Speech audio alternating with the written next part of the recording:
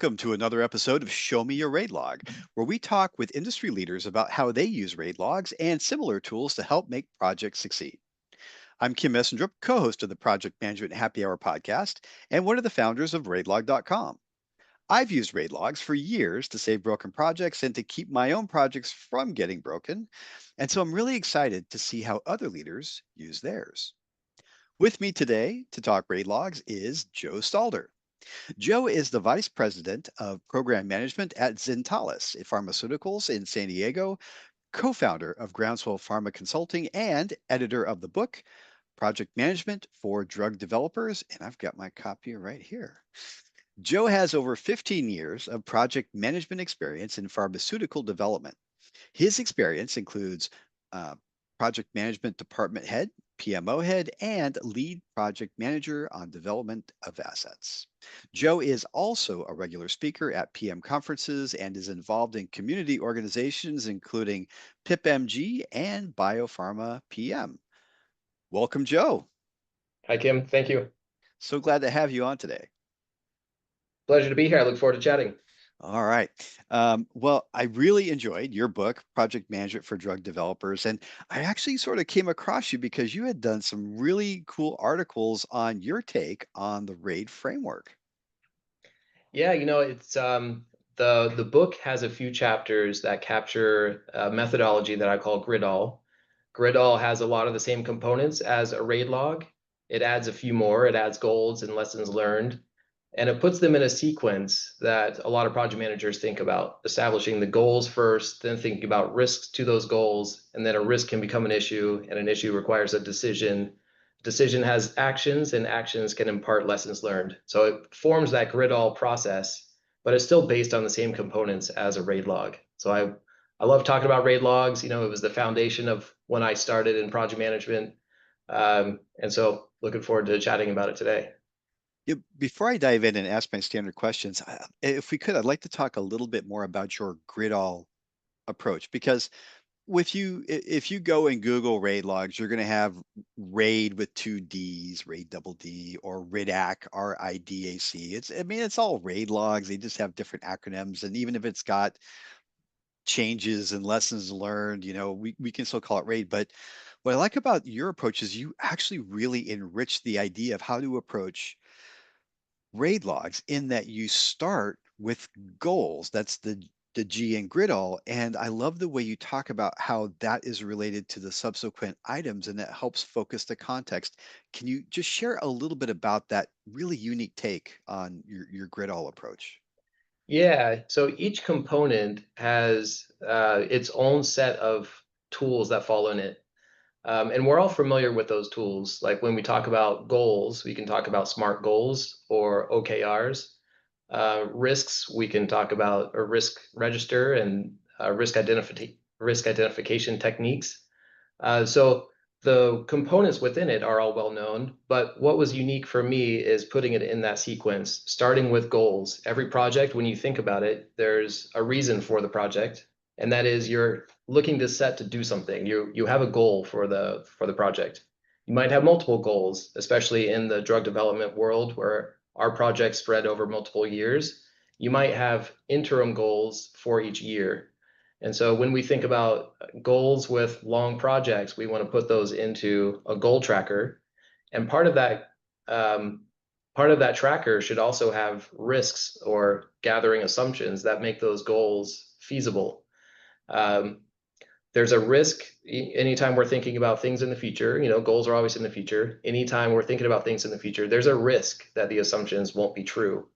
And so thinking about a risk, it's a risk to a goal, right? And so I like to talk about risks in the context of the goal that preceded it.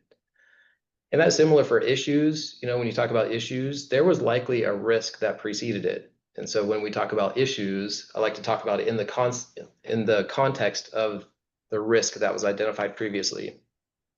And that goes on through the whole grid-all process. As we talk about decisions, it was a decision in relation to an issue that we identified. We talk about actions, it was an action that came out of a decision that was made. And so I like to call it linking back in that grid-all process. So as you think about each component, you think about linking it back. That provides the context for that component. And that context is so important. I love the way that your approach hardwires everything, whether it's a lesson learned or an issue that you came across, a decision. What is this pertinent to? Of course, maybe it's all related to the same project, but to be able to tie each one of those to that that business goal just really, I think, it really hammers home the important context. And you touched on lessons learned. I feel like that's something that the pharmaceutical industry, this might be true with other industries, but it's something that we don't take advantage of enough. Lessons learned are arguably the most advantageous part of the project management methodology for the organization as a whole. For your individual project, you might be capturing a few lessons learned that you might be able to apply, but across your organization, it's likely you're running similar projects. And so to be able to learn from one project to the other, from one project team to another, that benefits the entire organization. And that's something we don't do well. We don't share our lessons learned across project teams very well because these lessons learned get put into a spreadsheet that's on our project space and not available to other project teams. They have to really search or really ask or really find someone who knows in order to find it. So that's, lessons learned. I love it. Having them as part of the grid-all process, I think it's such an important piece and something that we can do better as an industry. I think most industries struggle with it, but in the context of pharmaceuticals, the stakes are a lot higher, right? You're doing clinical trials. These are medicines that could be life-saving. Projects are long, they're expensive. It's important to get these products to patients as fast as we can. Patients deserve adequate and streamlined project management to, you know, get these drugs out to them. So, yes, totally agree. Wow. Well, I feel like I want to ask you 100 questions and learn about the project management in the pharmaceutical industry, but let's keep on track with the RAIDLOG topic. And can we just let's go backwards in time? And can you tell me how you first learned about RAID logs, or how did you first encounter them professionally? Yeah, raid logs. When I first started in the pharmaceutical industry as a project manager, raid logs were already ingrained in the companies that I was in. Um, so I had the benefit of kind of adopting raid logs early on in my career. I also, the first time, I think it was around 2010, the first real project management job that I had, that was when I took on my own raid log. I was responsible for maintaining the information in it. And I was responsible for gathering the information from my project team stakeholders. So that was really the first time that I took on a raid log and was responsible for the content of it. And that's really when, I started to understand the nuances of a RAID log for the components that are in it, as well as the challenges that you have where, I have my RAID log, but another project team has their RAID log and they're not connected. We might have the same risks, or we might have related risks across our project that would affect a higher level portfolio view, but they were so disconnected. That was the first time I was really exposed to that after the first few years of really understanding it. Mm. What, so from there, as you started to go down your project management journey and your RAID log journey as well, do you have an instance that you can share with us when using a RAID log might have helped you save a project, or maybe better yet, helped keep you from having to save a project? Yeah, having good RAID logs does help to prevent, errors down the line. I'll say errors, but they might be, forgotten decisions or forgotten rationale for decisions, forgotten risks, and we might have thought about this risk a while back and put together a mitigation and had a contingency all ready to go. So I found I'm pretty disciplined with my RAID logs. I maintain a pretty solid RAID log. Um, and having that, I think, has been able to save projects, not get us into crisis mode. So keeping us going. And I think, having all the components there, transparent and documented, that's the key thing because our memories or our, team members might change. Um, but having it documented and being able to refer back and read through what we thought 6 months ago, a year ago, even 2 years ago with some of our long-term projects, having that available is key for streamlining the process. So being in the pharmaceutical industry, which is understandably pretty well regulated, do you ever thank your lucky stars that you have things logged in your RAID log if you get called to account on something or questioned on something that your project did? There's been times where I'll refer back to our risks and issues when we come up with an issue, and I'll look back like 6 months previous. We talked about this. We figured this out already. We have a plan in place. We thought this would happen, or we thought, if it does happen, what are we going to do about it? We thought this through already. And so it's nice to be able to bring those up and say, look, it's not a crisis. We're ready to handle this. So yes, that has happened quite a few times. It's sometimes hard, there's so many variables with drug development, and I'll talk about a few. There's the drug itself. When you introduce a new compound into a human or any biological system, you don't know exactly everything that's going to happen. Some of the risk is inherent in the biology or in the compound itself. There are other risks. There are operational risks that are more controllable, right? And that's really what we focus our RAID logs on, is what operational components can we address? What can we fix in our process? Or if there is something that goes wrong or goes unexpected, I guess, with our development plan, what do we do to react to it?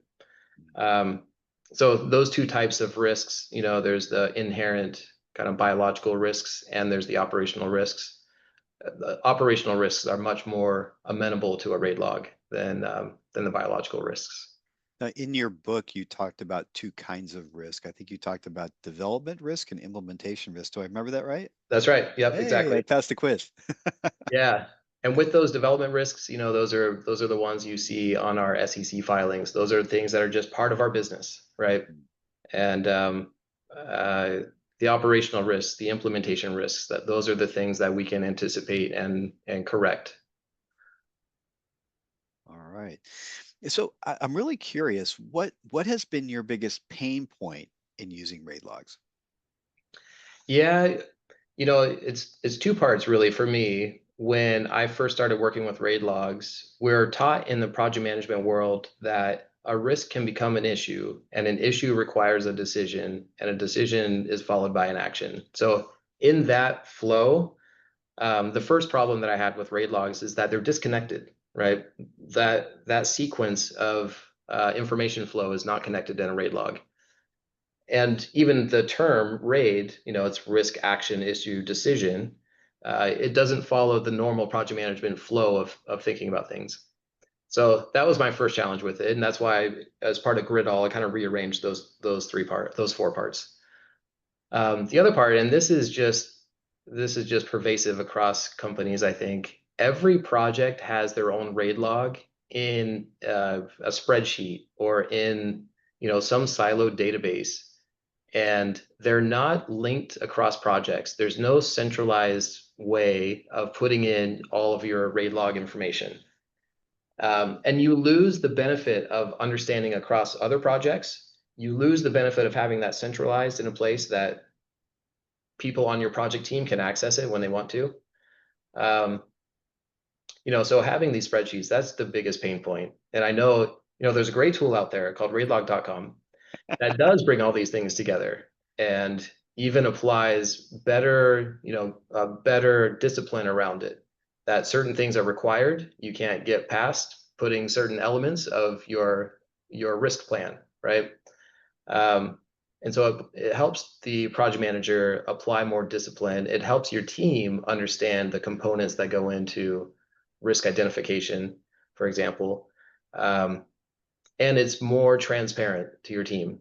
Not only that, because it's centralized, you can report out on it better, Yeah. and you can learn from other projects. Then, I think we'll get into it a little bit more later, but being able to apply AI on top of this, think of the opportunity there as I'm typing in a goal to my project, typing it in for the first time. Here's a brand new project. Here are my 10 goals. And as I'm typing it in, you have this AI tool that's looking through the entire database of information that you have. And it says, hey, these other projects had similar goals.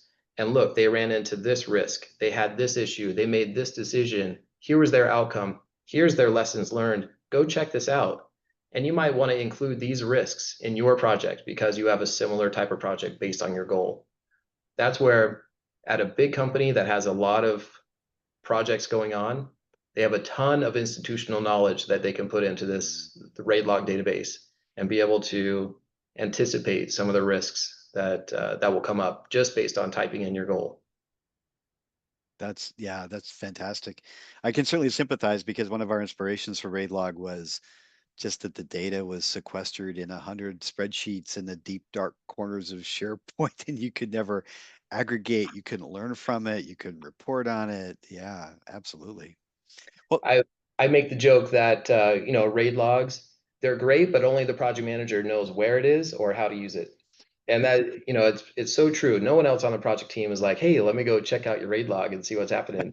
It's really the project manager that's pushing the RAID log on other people to stay informed of how your project is moving along. If there were a tool, right, like raidlog.com that people can go into and see all the information they're looking for, one reference, easy to get to, they get all the information they're looking for. That's a win right there. absolutely, absolutely. Well, now you mentioned AI, so maybe let's dig into that a little bit. So, what are your thoughts around how AI can impact, or maybe is already impacting project management, particularly around RAID or Gridall, or to this topic? Yeah, you know, we just did a hackathon a few days ago, and this will be interesting for your audience to go look at the PMI hackathon output. But there's a lot of discussion about the opportunities with AI within project management and within project management in life sciences in particular. Um, a few examples might be we have a concept of a development path, right? We know we want to get a certain indication. We know we need to do a certain study or set of studies to do that. We can use AI to go look at the available information, either publicly or within our own internal databases, and help us create a study design and a development path and timelines and costs and resource plans and everything that goes into what it would take to get to that indication, to get to the NDA that we submit to the FDA.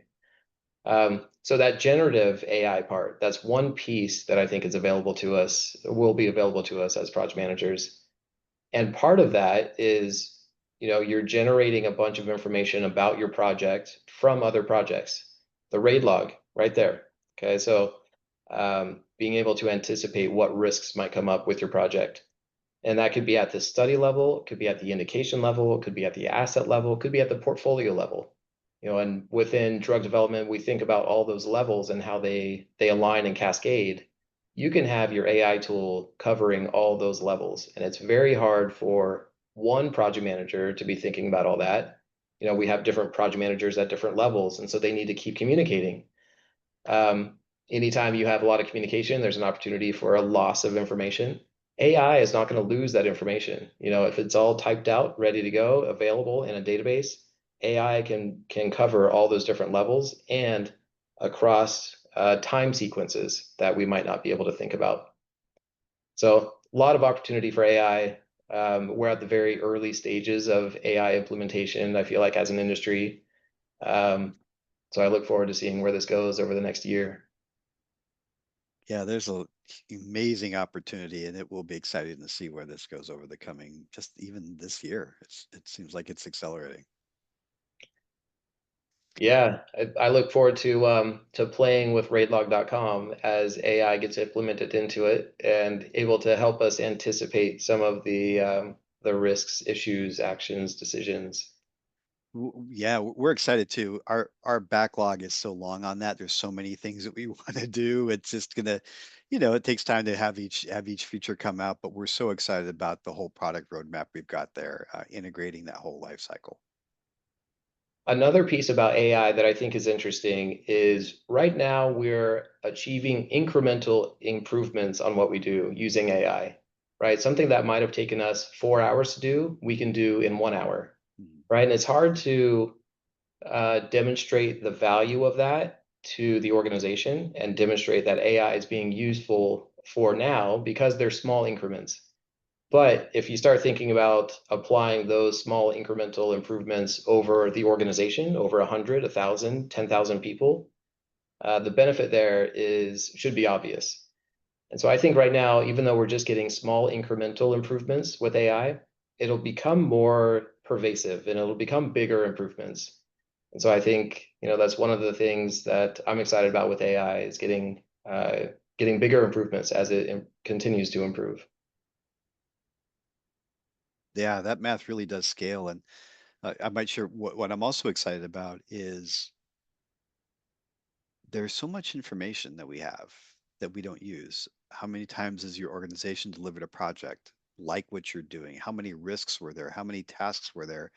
How many things did you try and didn't quite work out? It's there's a lot of lessons learned. Maybe you have a whole library, a knowledge base, but that information, there's so much data there that it's hard to search through. And we as project managers, when we get a new project, the first thing we do is we don't say, oh, let me go do keyword searches and try to weed through all this and find something useful.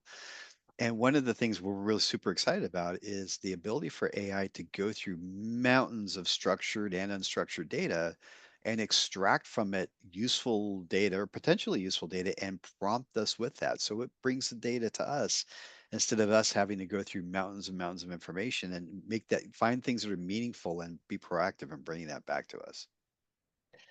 That's a concept I bring up in my book too, is project managers are futurists and historians. Okay, and we have a Yes. responsibility of capturing project history, but at the same time, we're always thinking about the future.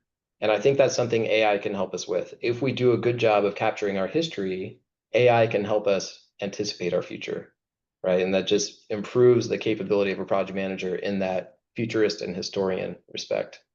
I love that. I love that. My last question for you today is this: is when we think about raid logs overall, do you have a favorite tip or trick that you can share with our audience today? I think depending on the maturity of your company, right, and depending on the maturity of your project management practice, starting somewhere is the most important thing, right? Starting with something simple, start with an Excel spreadsheet, start with something, but capture the information. Capture the information in as structured a format as you can, so that when you get to the point of advancing to a more sophisticated tool, let's say, you'll have that structured information that goes into a tool and becomes a database. That's the goal, is to become a centralized warehouse of information, a knowledge base across your organization. So if a couple of companies that I've stepped into are very immature in their project management practice, and just starting with a simple spreadsheet with a RAID log, starting with, use a SharePoint list, use, Smartsheet list, whatever tool you have available to you, just start capturing the information. And over time, as that information grows, you start to be the historian. You start to be the point person for all the things that have happened in the past. And so I think, my tip to anyone who's starting, either starting fresh or, bringing, maturing the organization with their RAID log practices, it's, the documentation structured and keep at it, keep with it. What I heard there was start simple and start now. Is that right? There it is. Exactly. That is fantastic advice. Well, Joe, thank you so much for joining us and sharing some of your project management experience. If our audience wants to find out more about what you're doing, wants to connect, wants to find out about your book, can you share a little bit about where they might do that? Yeah, the book is available on Amazon and CRC Press. And I'm available at LinkedIn. Please feel free to reach out to me on LinkedIn. Always happy to talk to anyone in my industry or others about project management practice. Outstanding. We'll have those links in the show notes below. Joe, thank you again so much for taking time to join us today and showing us your raid log. Thank you. For our audience, if you'd like to step up your project management game, you can check out our new RaidLog application at raidlog.com. We're bringing the tried and true RaidLog into the 21st century with the only platform totally dedicated to giving project managers the tools that they need to succeed in project delivery, starting with the RaidLog. Come check it out at raidlog.com.